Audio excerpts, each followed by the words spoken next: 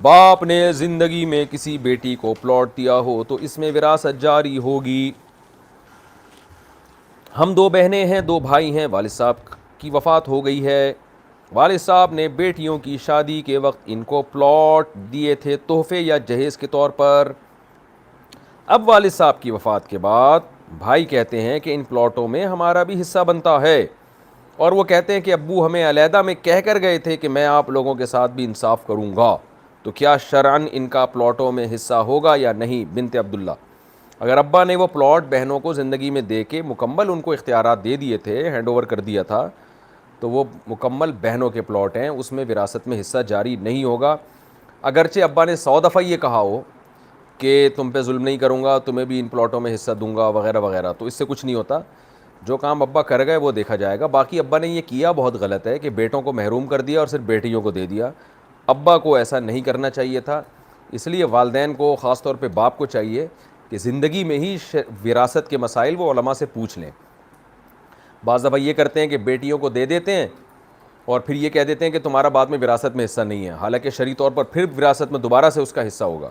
بعض دفعہ بیٹوں کو دے دیتے ہیں اور کہتے ہیں اب تمہارا حصہ نہیں ہے، حالانکہ پھر ان کا بھی حصہ ہوتا ہے، تو یہ غلط ہے۔ لیکن بہرحال باپ نے بیٹیوں کو زندگی میں جو دے دیا وہ ان کا ہو گیا۔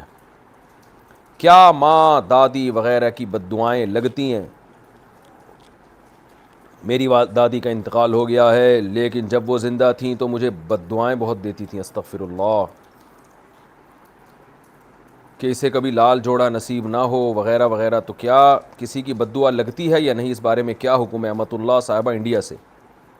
دیکھیں، سب سے زیادہ تو ماں باپ کی اور دادا دادی نانا نانی کی بد دعائیں لگتی ہیں سب سے زیادہ، کیونکہ یہ آپ کے دادی بھی اور ماں نانی بھی ماں کی طرح ہی ہوتی ہے۔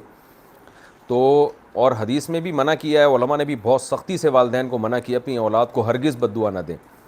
باقی آپ کی دادی نے جو آپ کو بد دعائیں دی ہیں، تو اگر آپ نے دادی کے ساتھ ظلم زیادتی کی تھی، بہت ناانصافی، تو آپ خوب گڑ گڑائیں، اللہ سے خوب توبہ کریں، دادی کے لیے ایصال ثواب کریں، دعائیں مغفرت کریں، اللہ کی رحمت سے مایوس نہیں ہونا چاہیے، اور اللہ سے یہ بھی دعا مانگیں کہ اللہ ان بد دعاؤں کے شر سے مجھے بچا۔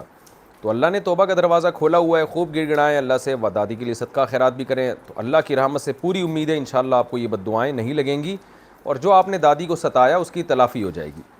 اور اگر آپ نے دادی کو نہیں ستایا تھا بلکہ دادی ہی اس طرح کی تھیں، بعض دادیاں، کیا مائیں بھی ایسی ہوتی ہیں، اپنی بیٹیوں کو خام خواہ میں ٹارچر کرتی ہیں، میں جانتا ہوں بعض ایسی ماؤں کو، وہ کرتی ہیں یہ کام، بلا وجہ اپنی بیٹیوں کو ٹارچر کرتی رہتی ہیں، پوتیوں نواسیوں کو خام خواہ میں، وہ بیچاری اچھی چل رہی ہوتی ہیں پھر بھی۔